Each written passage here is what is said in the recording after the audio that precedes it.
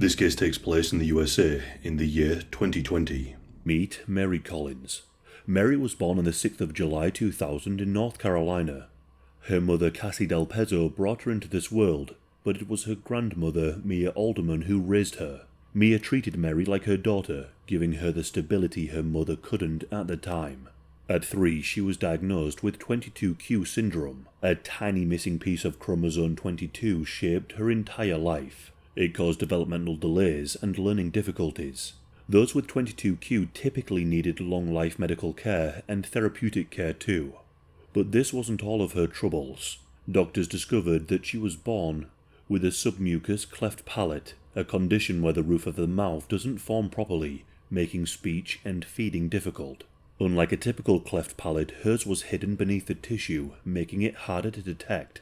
It was severe enough that it required surgery. Doctors feared that she may never speak again, but Mary was able to prove them wrong. But before she could even talk, she communicated in whatever way she could. She would use sign language, gestures, and would write in a notebook. The first sign she ever mastered was friend. But at 6, she defied all of the odds and began to speak. When she was 8, her grandmother took her to a university to participate in a study on 22q syndrome. She was given $100 every time she contributed to the study. To an 8-year-old, this is a fortune. However, she never spent the money on herself. Instead, she donated every penny to Smile Train, a non-profit that provides cleft palate surgeries for children in need. Even at such a young age, she wanted to give other children the same gift that she had received, the ability to smile and to speak. Growing up, she was described as a fragile soul. Her elementary school principal remembered that she would always want a hug in the hallway. Education was a bit of a struggle for her, and she had some developmental delays, and the way she spoke made her a target for some bullies. As she grew older in high school, she got a boyfriend. His name was Lavi Pham. They started out as friends before the romance blossomed, but in the end, the relationship didn't last long. It was suspected that Mary wasn't interested in the physical side of things, and maybe she just saw them better off as friends. However, surprisingly, this didn't seem to affect the couple's friendship, but it does foreshadow Lavi's future actions. After finishing high school, Mary's friends all went off to college. Due to 22q, her mental capacity peaked and remained that of a 15-year-old. Eventually, her siblings and cousins weren't always around, and without them, she was vulnerable and unable to tell friends from foes. Tragically, Mary could sometimes be naive. She believed that people were kind, and she never saw the darkness coming. At around the age of 18, Mary began receiving disturbing messages online. A certain person fixated on her. They would post rude, trolling comments on her photo shoots. This person would switch to apologizing and then acting overly kind in a cycle of harassment and manipulation. But this wasn't your typical teenage cyberbullying incident. The person doing this was a 24-year-old woman named Kelly Lavery. Kelly grew up in a multi-million-dollar home in South Carolina. She was the spoilt child of a wealthy man who got everything she wanted, a real silver spoon princess. So why was she so obsessed with Mary? Well, it turned out that Kelly had begun a relationship with Mary's ex-boyfriend Lavi. It's abundantly clear that she was intensely jealous of Mary, and it made Kelly feel good to pick on her. Kelly would send a barrage of messages of self-obsessed bragging. She boasted about her wealth, her school grades, and her so-called perfect life. In one exchange, she even said that she could get away with having a nasty personality because she was so rich.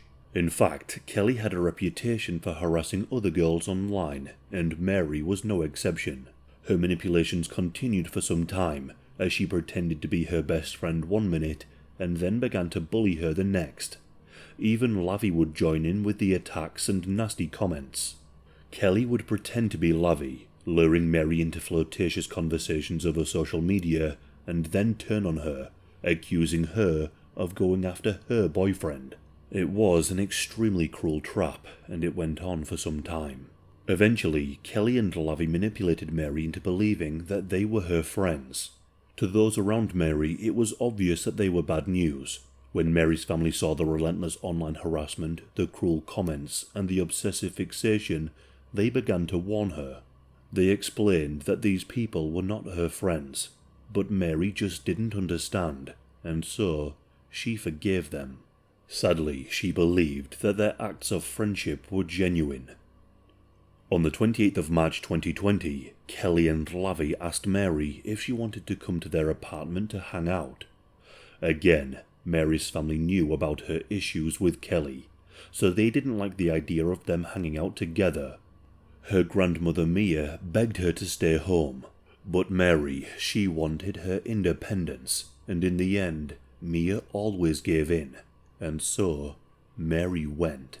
Her so-called friends Kelly and Lavi sent an Uber to pick her up, taking her to their upscale North Davidson apartment in Charlotte at a complex called Yard Apartments. At the age of 19, Mary left home at around 2:30 p.m. on the 28th of March 2020. She was last seen walking along Burnley Road in Charlotte, North Carolina, and then she was never seen alive again.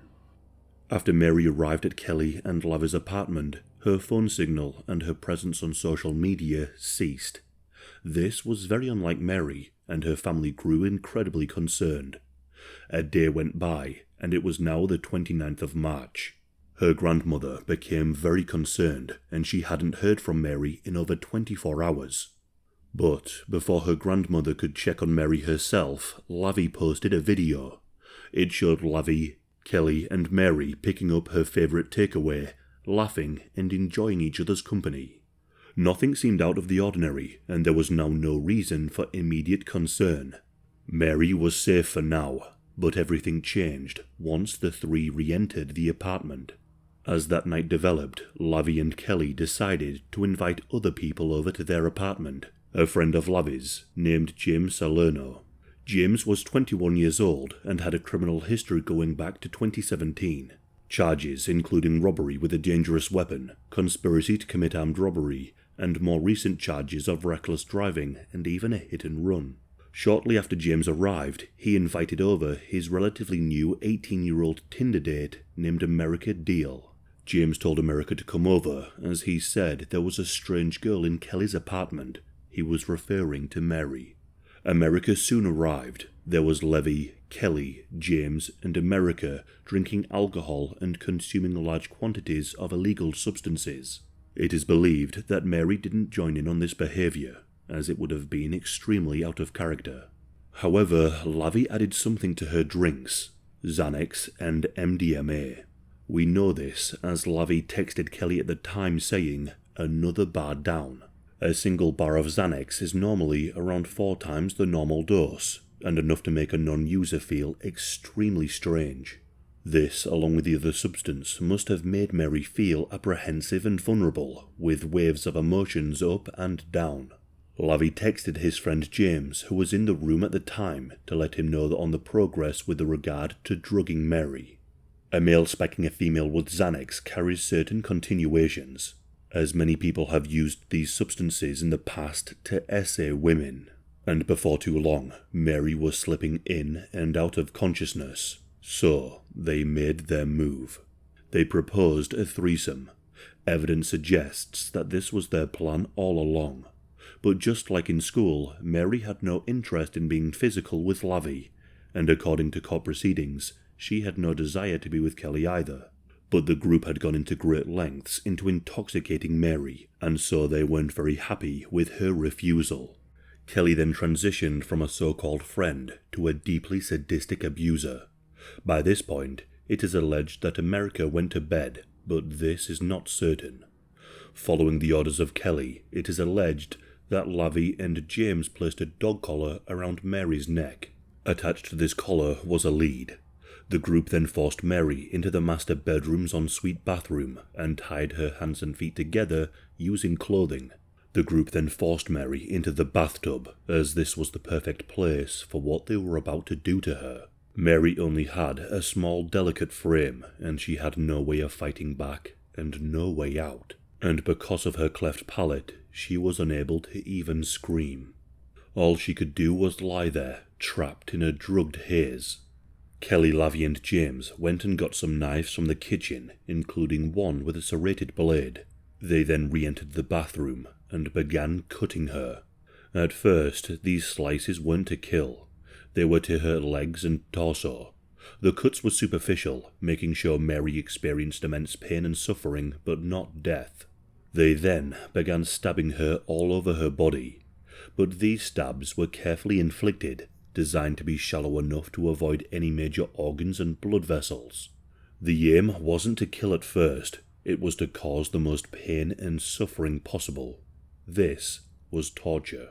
During the frenzy of stabs, Kelly accidentally cut Lavi, which just shows how ravenous she was to inflict pain on Mary. In total, Mary was stabbed 157 times. They then decided to hit Mary over the head with bottles, causing severe blunt force trauma to her head and scalp. Mary was in a horrific state. She was expelling blood from her body at a rapid rate. There was no major damage to her blood vessels or her organs. In other words, she was bleeding out simply because of the volume of the wounds. During this time, when Mary was in extreme pain, the two boys decided to gratify themselves. Eventually, this group became bored of attacking Mary, and they just left her in the bathtub alone. She laid there terrified, slowly succumbing to her brutal and calculated attack, an attack by people who she thought were her friends. However, the dehumanization of Mary didn't stop there. America claimed that she set her alarm for 7 a.m. the following day because she had to take her mother to work. The next morning, she got up, grabbed some cigarettes, and left. James then met America at her mother's workplace, picking her up after America dropped her car off at home. Following this, together, America and James returned to the apartment. When they arrived, Lavi and Kelly were standing in the master bedroom. America walked in. James was behind her, ushering her into the bedroom. James then closed the door behind her. Then one of them opened the bathroom door. Inside, blood was literally everywhere. Mary lay in the bathroom still, with her body covered in horrific injuries. Her neck had been sliced, and a chain leash was wrapped around it. When America saw this, she claimed she was horrified. She claimed she wanted to leave, and she allegedly begged them to take her home. But they had other plans. She wasn't going anywhere, not until she helped them clean up. America claimed that if she refused, they would essay her and kill her. According to America, not a single person showed any remorse for what they had done to Mary. Kelly held a knife to her throat, ordering her to take trash bags and plastic wrap and begin the process of covering Mary. America was now part of it. However, please note that this is the point of view from America, and the details to her part to play are still in question. Anyway, according to America's statements, as she wrapped Mary's body, Lavi made a horrifying claim. He and James had essayed Mary while she lay there bleeding to death, and in her final moments, as she was beginning to slip away, they cut her throat. If this is true, it is depravity beyond comprehension. The group then cut a large hole in the underside of the master bedroom's mattress, and Mary's body was placed inside, along with clothing and cleaning material. They then duct-taped the mattress shut, hoping they could avoid any searches, and then dispose of the body at a later date. Meanwhile, back in Mary's home, her grandmother Mia had tried to get a hold of Mary, but her calls went unanswered. By the 30th of March 2020, Mary's phone was turned off. Mia became extremely worried and didn't waste any more time. She went over to Kelly and Lavi's apartment. When she arrived, she knocked on the door, but there was no answer. Mia persisted, and eventually, Kelly answered. Mia was convinced that her granddaughter was inside the apartment, but Kelly insisted that Mary had already left earlier in the day. Mia didn't believe her, and so she started screaming, yelling Mary's name and shouting throughout the apartment. To avoid arousing suspicion and causing a scene with the neighbours, Kelly succumbed to Mia and let her inside the flat. Mia began searching the various rooms, but she was not allowed in the master bedroom. This raised significant suspicion, but Kelly explained that Lavie had been inside the room. Mia wasn't satisfied without checking the bedroom, but she knew that she couldn't get any further with Kelly in the way, and so she left and made a police report. The police responded by reporting Mary as a missing person. But this wasn't just a missing persons case. Mia made it very clear that Mary was a vulnerable girl and that she could be in immediate danger. Her family made this extremely clear again and again, but the police were in no rush. The next day, on the 31st of March, the officer who responded to the 911 call made by Mia knocked on the door of the apartment, but there was no answer, and so the police officer left. The police chalked this down as an adult going missing for a few days and classed it as low risk, nothing more to see. They ignored the family's concerns. The police had received a tip that Mary Collins often ran away for days at a time, but this was untrue.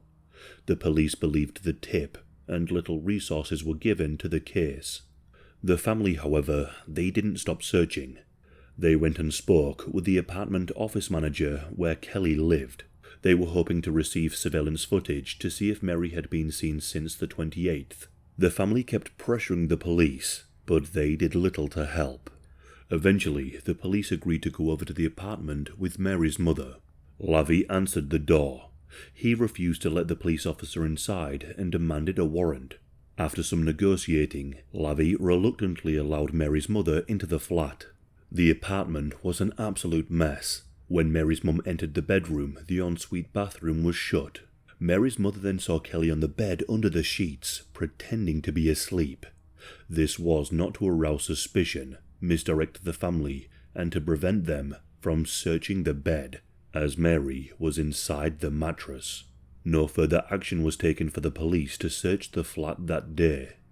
The family were furious. They knew that something was horrifically wrong, and they suspected that something had happened inside that very apartment. Now, this is something that will infuriate you. To add insult to injury, when the police were on the way out of the block, they spoke with the apartment office manager and told them that they didn't need to check the CCTV. Ultimately, days later, that month's CCTV footage was destroyed and could not be used in future trials. On the 1st of April, 5 days after Mary was last seen, the family began handing out flyers and posters. They also set up 24-hour surveillance of the apartment so they could ensure nobody left the apartment without them knowing. But Lavie and Kelly soon discovered that they were being watched, so they called 911 and reported that they felt unsafe. The lead detective on the missing persons case then requested that the family stop their surveillance. On the 2nd of April 2020, the family hired bloodhounds and drones to search the areas surrounding the apartment. All the while, the police were making no inquiries or any further searches. The family found nothing, and they almost lost hope. However, on that very night, the police had a witness come forward with some very alarming information. This witness was a friend of James. According to the witness, James had told him that he attended a party where Mary was drugged, beaten, and killed, and ultimately hidden under a mattress. With this information, the lead detective went to the apartment the following day. When he was there, he didn't search under the mattress himself, but instead, Lavie and Kelly lifted the mattress for him during the search. Anyone with an ounce of common sense would have checked this thoroughly, but the detective didn't. If he would have lifted the mattress himself, he would have felt something unusually heavy inside. But he didn't, and so he left. On the 4th of April, that very same key witness came forward again, this time saying that the police had missed Mary during their first search. He stressed that Mary was not under the mattress, but she was stuffed inside. By 3:45 that afternoon, detectives received a recorded conversation from yet another witness. This one was damning. In the recording, James revealed that Lavie was offering someone $4,000 to remove something from the apartment. But that wasn't all. The witness also met with James and America at a park, and at this park, James had let more information slip. He described what he had seen in the apartment. He claimed that he, Lavie, Kelly, America and Mary had all been hanging out when things suddenly turned extremely violent. He said at some point James walked into the bedroom and saw Mary tied up with Lavie and Kelly smashing a bottle against her head. In this voice recording was also additional information regarding the heinous acts done to Mary and how the cleanup operation went down. The plastic bags and plastic wrap were quoted. With this, a warrant was issued. When the officers arrived at the apartment, there was no answer. Lavie was out, and Kelly wasn't reachable. But Lavie soon returned to the property, and the police commenced their search. When they entered, Kelly was passed out on the floor, either drunk or drugged up in the guest room. The police were so worried that they even called for an ambulance. And when they entered the master bedroom, a chill ran down their spines. Plastic bags and plastic wrapping were found. The witness statements were adding up. Investigators then shifted their attention to the bed, where random items had been piled on top. After removing the clutter, they lifted the mattress. Something was immediately incredibly off. The mattress had been flipped upside down and taped along the sides and corners with silver tape. Upon cutting the mattress open, investigators found several flattened cardboard boxes with some names and tracking information, one for Kelly and one for Lavie. Beneath the boxes, they discovered Mary's body, wrapped in saran wrap, duct tape, and black trash bags. Shower gel and dish soap had been poured all over her body as a means to mask the smell. As the search continued, more evidence surfaced. On the bedroom floor, the police found a bloody knife, along with Mary's ID and bank cards. In the bathroom, a serrated knife was recovered from the sink, and a bath mat showed multiple bloodstains. The shower curtain was also covered in blood. Despite their attempts to clean up, Mary's DNA was literally everywhere. Mary's family then discovered that an ambulance had been sent to the apartment. They were unaware that the ambulance was for Kelly. They had hope that Mary had been found, but their world came crashing down when they discovered that Mary had been murdered. Mary's body was then taken away for an autopsy. She had been found inside 2 plastic trash bags taped together. Her body was wrapped head to toe in duct tape and plastic wrap. A black t-shirt had been tied around her upper neck. DNA of the killers was found on this t-shirt. Once the layers were removed, the extent of Mary's brutal torture and murder was fully revealed. The injuries were so severe that it left seasoned officers speechless. When the 4 suspects were brought into police custody for questioning, they all turned on each other, forming conflicting accounts of the events. Kelly, Lavie, and James were all arrested and charged with kidnapping, murder, and concealing a death. However, America was not charged right away, but on the 12th of May, she was charged for a felony accessory and concealing a death. This case took a long time before it reached the courts.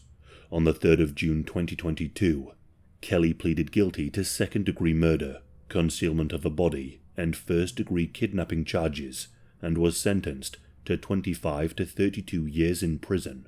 This was part of a plea deal made by the authorities, which the family of Mary were not very happy with. They were expecting the possibility of the death penalty due to the sheer gruesome nature of this crime.